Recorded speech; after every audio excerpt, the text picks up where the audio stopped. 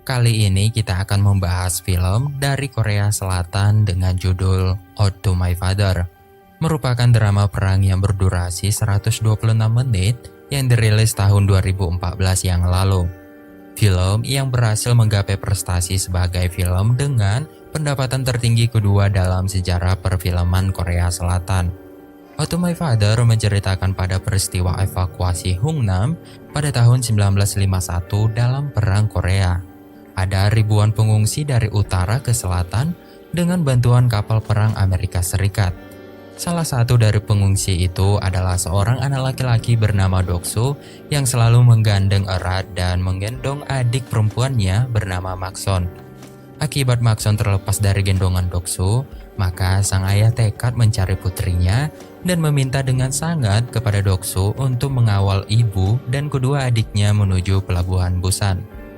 Doksu kecil akhirnya menjadi kepala rumah tangga yang termuda dan harus berjuang keras menghidupi keluarganya. Sebelum masuk dalam ceritanya, saya mengingatkan kalau ini adalah konten full spoiler. Kalau teman-teman ingin tahu jalan ceritanya dengan singkat, jadi langsung saja kita mulai ke dalam isi ceritanya. Film dibuka dengan diperlihatkan sebuah toko yang bernama Kotbun dan menunjukkan keadaan pasar di dekat toko itu. Lalu, kita diperlihatkan dengan sepasang suami istri yang sudah menua. Kemudian anak-anak dan cucu pasangan tua itu datang untuk berkunjung. Setelah itu, di mana sang kakek bernama Doksu, ternyata kakek Doksu yang memiliki toko yang di awal film tadi, yaitu toko Kotbun. Ia didatangi 3 pria untuk membeli toko itu. Namun sang kakek tidak mau, bahkan ia sampai memukul pria itu. Di sini, kenapa si kakek tidak mau menjual tokonya dan juga kenapa si kakek kebawa emosi? Nah, nanti teman-teman akan tahu kenapa si kakek mempertahankan dan menjaga toko itu. Kemudian si kakek pergi jalan-jalan dengan salah satu cucunya.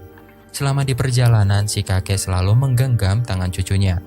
Saat di jalan, si kakek tak sengaja menyenggol seseorang, sehingga melepaskan genggaman pada cucunya. Seketika pun muncul bayangan di masa lalu si kakek yang membuat dirinya merasa takut dan panik.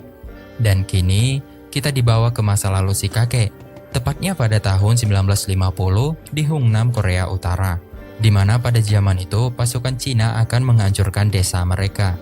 Mereka dari warga utara akan mengungsi ke selatan menggunakan bantuan kapal perang Amerika. Di sini kita diperlihatkan seorang anak kecil bernama Doksu, yaitu si kakek di awal film tadi. Doksu selalu menggenggam tangan adiknya bernama Makson supaya mereka tidak berpisah. Semua warga berdesak-desakan dan mulai menaiki kapal perang Amerika. Doksu yang saat itu menggendong Makson, dia pun mengatakan kepada adiknya untuk memegang Makson dengan kuat, serta mengatakan kalau mereka bukan sedang bermain-main dan bukan juga bersenang-senang. Sedangkan ibu dan ayahnya sudah sampai ke atas kapal, serta kedua adiknya bernama Kutson dan Seonggyu. Sedangkan Doksu dan Makson masih berusaha naik. Ketika hampir sampai ke atas kapal, tiba-tiba seseorang menari Makson sehingga mereka pun berpisah. Dan ketika Doksu sampai di atas kapal, dia menyadari kalau adiknya terjatuh dan menyisakan sobekan lengan baju adiknya yang dia genggam ketika dia menaiki kapal. Sang ayah yang mengetahui Makson terlepas dari Doksu, sang ayah pun langsung turun dan mencari Makson di luar kapal. Dikarenakan kapal segera berangkat, sang ayah yang mengetahui kalau mereka akan berpisah, sang ayah meminta sangat kepada Doksu untuk mengawal ibu dan kedua adiknya menuju ke pelabuhan Busan, dan memberitahu juga kalau mereka nantinya akan bertemu di Busan di salah satu toko yang bernama Kotbun.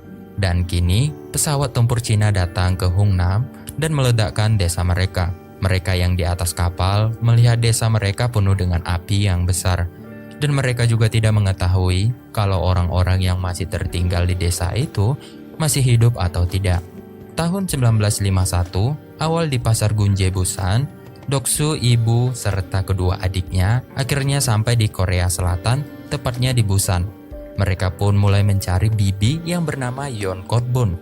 Bibinya merupakan adik dari sang ayah yang memiliki toko bernama Kotbun. Lalu tampak seorang wanita yang sedang berjualan di depan tokonya yang bernama Yeon Kotbun. Dia juga memarahi suaminya yang suka mabuk dan tidak mau bekerja. Tak lama kemudian akhirnya Doksu dan ibunya menemukan bibi Yon Korbun. Mereka pun tinggal di ruangan yang sangat kecil. Kini Doksu menjadi kepala keluarga yang harus mencari uang untuk kehidupan mereka. Di saat menyemir sepatu, Doksu bertemu dengan anak seumurnya bernama Dalgu. Mereka berdua sama-sama mencari uang untuk kebutuhan keluarga. Mereka berdua pun akan menjadi sahabat sampai tua. 12 tahun kemudian, tepatnya di tahun 1961, kini Doksu dan Dalgu sudah besar. Doksu yang sudah menjadi tulang punggung keluarga sejak kecil harus lebih keras lagi untuk membiayai sekolah adik-adiknya. Lalu kita diperlihatkan di sebuah bioskop di mana Dalgu sedang bekerja memutarkan perfilman. Di sana Doksu masih pusing dan juga dia bingung untuk menyekolahkan adiknya dan memenuhi kebutuhan keluarganya. Akhirnya Dalgu mengajak Doksu untuk bekerja di pertambangan di kota Jerman yang akan dikontrak selama 3 tahun. Akan tetapi Doksu menolak tawaran Dalgu. Di malam harinya, adik laki-laki Doksu yang sudah diterima kuliah di universitas meminta kepada ibunya kalau dia lebih baik bekerja saja dan tidak mau memberatkan beban abangnya yaitu Doksu. Doksu yang sedang mabuk, dia pun mendengar perkataan adiknya. Doksu menyuruh adiknya untuk melanjut kuliahnya, sedangkan Doksu akan mencari uang untuk biaya kuliah adiknya nanti. Keesokan harinya, Doksu dan Dalgu akhirnya memutuskan untuk ikut kerja pertambangan di Jerman. Dan bahagianya mereka berdua bisa diterima. Mereka mulai bekerja di tempat pertambangan yang jauh di dalam tanah. Di tempat kerja, banyak para penambang yang mengalami kecelakaan kerja.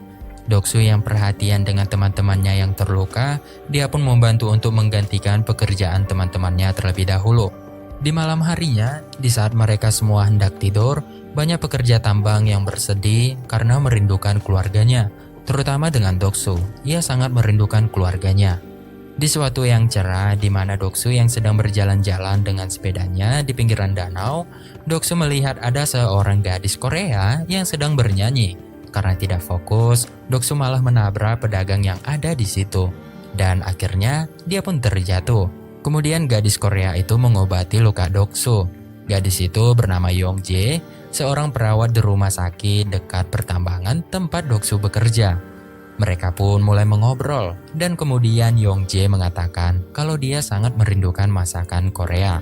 Di saat di tempat kerja, sewaktu istirahat, Doksu memberitahu kepada teman-temannya kalau dia semalam bertemu dengan gadis Korea.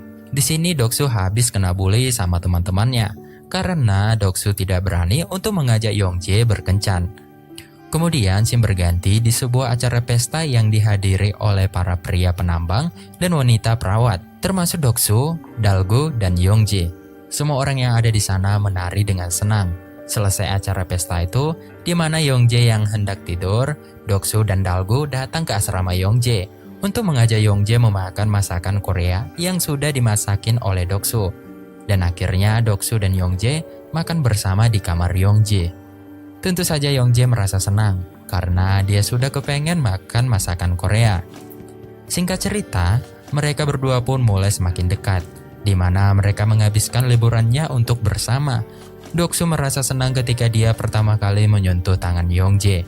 Dan scene berpindah di pertambangan. Ada seorang koordinator yang mengatakan bahwa tekanan gas metanol yang ada di pertambangan melebihi tekanan yang kuat, di mana itu merupakan ancaman terjadinya ledakan di pertambangan. Kemudian koordinator menyuruh agar para pekerja tambang untuk naik secepatnya ke permukaan. Namun, di bawah tempat pertambangan, pipa gas metanol sudah mulai bocor dan meledak secara dahsyat. Para penambang pun mulai panik karena merasa getaran yang cukup kuat. Mereka semua mulai berlari untuk keluar dari situ. Dan sialnya Dalgu tertimpa runtuhan yang menimpa kakinya. Sebagai seorang sahabat, Doksu pun membantu Dalgu.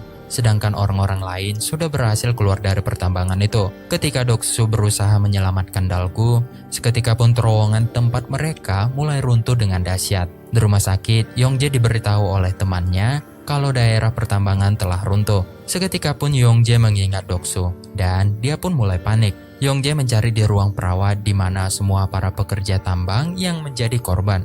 Tetapi dia tidak menemukan Doksu sama sekali. Yongjae kemudian pergi ke daerah pertambangan. Terlihat para pekerja tambang yang selamat meminta masuk ke dalam pertambangan untuk menyelamatkan Doksu dan Dalgo. Akan tetapi koordinator melarang mereka untuk masuk kembali. Itu demi keselamatan mereka. Yongjae yang mendengar itu, dia pun meminta izin kepada koordinator tambang untuk mencari orang yang masih tertinggal di dalam. Koordinator pun tetap tidak memberi izin. Namun para teman-teman Doksu yang selamat tidak tinggal diam. Mereka mulai menerobos masuk untuk mencari Doksu dan Dalgo yang masih tertinggal di dalam. Dan akhirnya mereka bisa menemukan Dalgo dan Doksu dengan kondisi yang sekarat.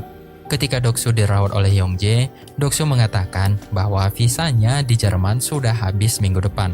Dan dia pun mengajak Yongjae untuk pulang ke Korea. Yongjae menolak ajakan Doksu dengan alasan pekerjaannya. 7 tahun kemudian, tepatnya tahun 1966, di mana Doksu telah pulang ke rumahnya di Korea Selatan dan bertemu dengan keluarga tercintanya.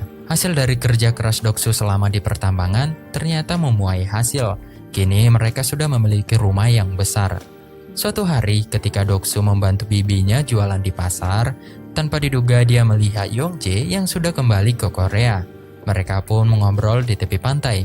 Di sini Yongjae mengatakan kalau dia sedang mengandung anak Doksu, dan akhirnya mereka pun menikah.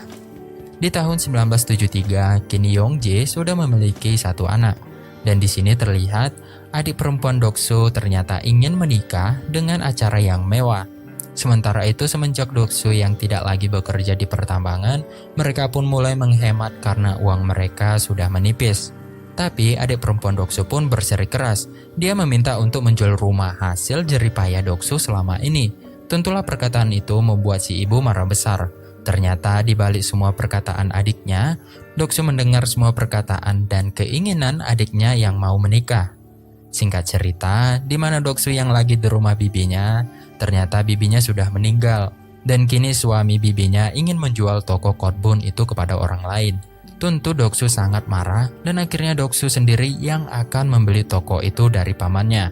Di sini kenapa Doksu selalu mempertahankan toko itu? Di sini teman-teman nanti bakalan tahu alasan dia mempertahankan toko kotbun itu. Keesokan harinya, di mana Doksu meminta izin kepada ibunya untuk pergi bekerja ke Vietnam bersama Dalgo. Tentulah ibu dan istrinya tidak memberi izin. Karena di mana saat itu tahun 1973, Vietnam lagi dilanda perang.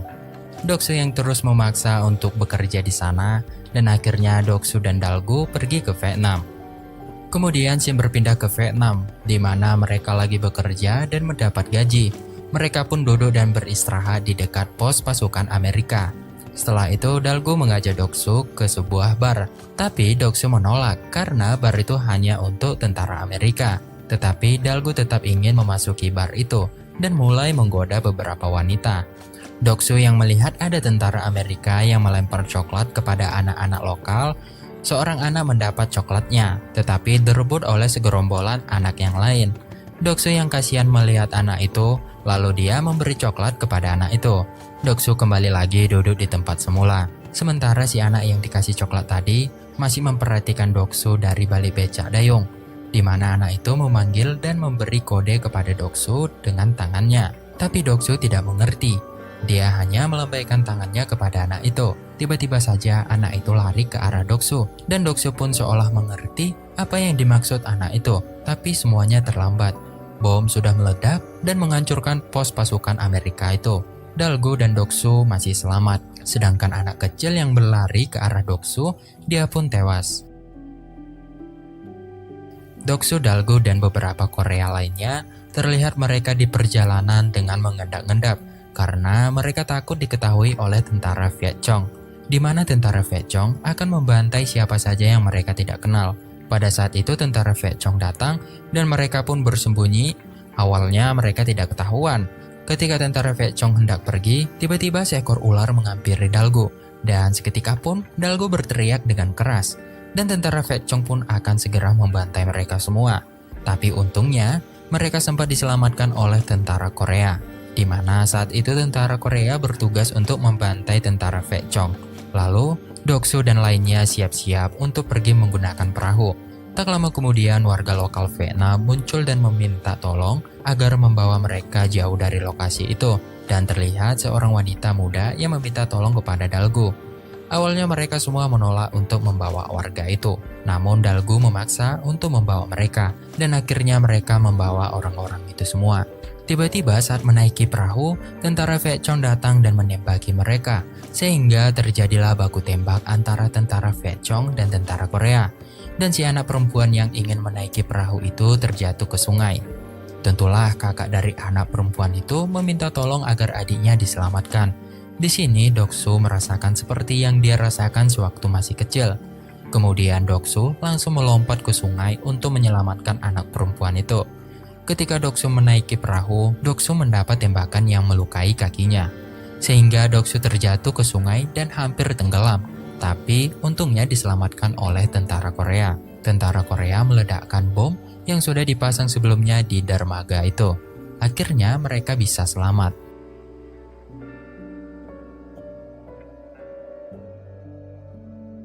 Scene berpindah di Korea Selatan di tahun 1975, di mana Yongjae di toko Kotbun yang lagi jualan dagangannya, dan terlihat Yongjae berdebat dan berkelahi dengan tetangga tokonya.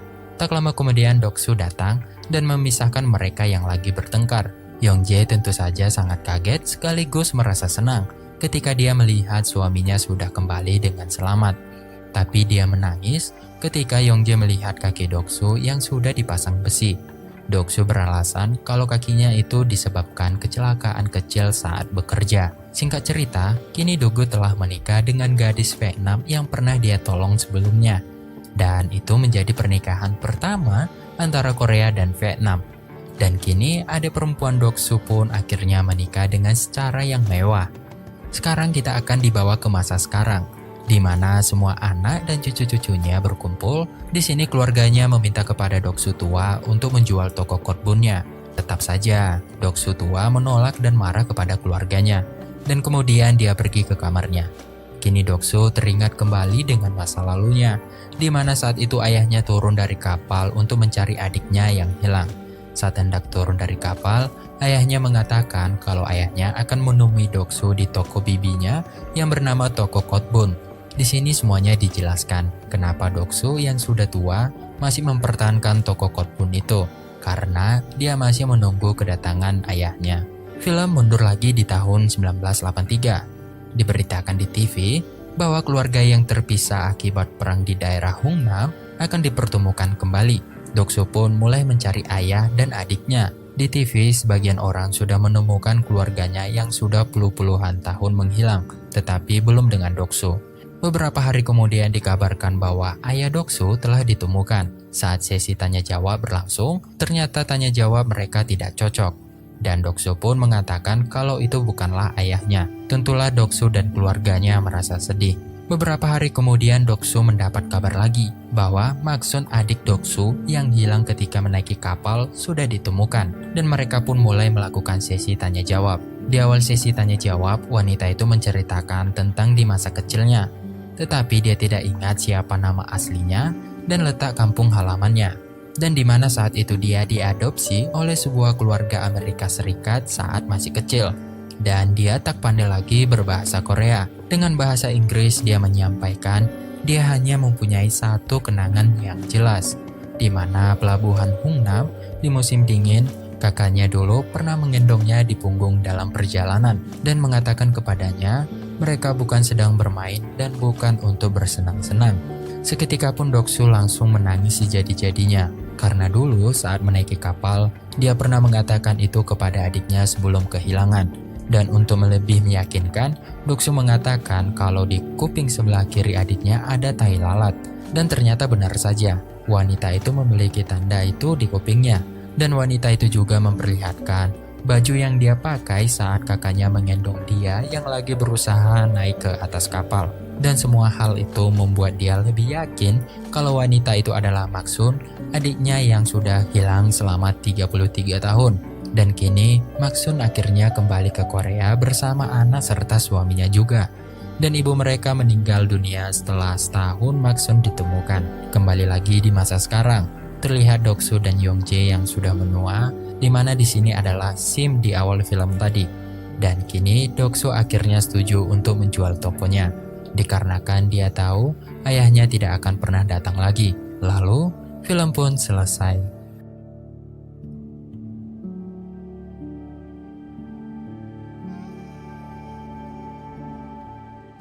Salah satu film yang mengangkat kisah nyata manusia ini sangat seru untuk dinonton. Kejadian-kejadian yang ditampilkan terasa begitu nyata. Konflik yang muncul membuat emosi para penonton. Drama yang dihadirkan juga menyayat hati. Film ini menginspirasi bagaimana seorang laki-laki yang menjadi tulang punggung keluarganya. Walaupun banyak rintangan yang harus dia pikul, tetapi dia tetap gigih dan semangat. Paling utama adalah menyatukan keluarga. Segitu saja teman-teman untuk pembahasan film kali ini. Terima kasih buat kalian yang sudah menonton konten ini sampai akhir. Dan juga terima kasih sudah mendukung channel ini. Sekali lagi terima kasih buat teman-teman. Saya akhiri, sampai ketemu di pembahasan film berikutnya.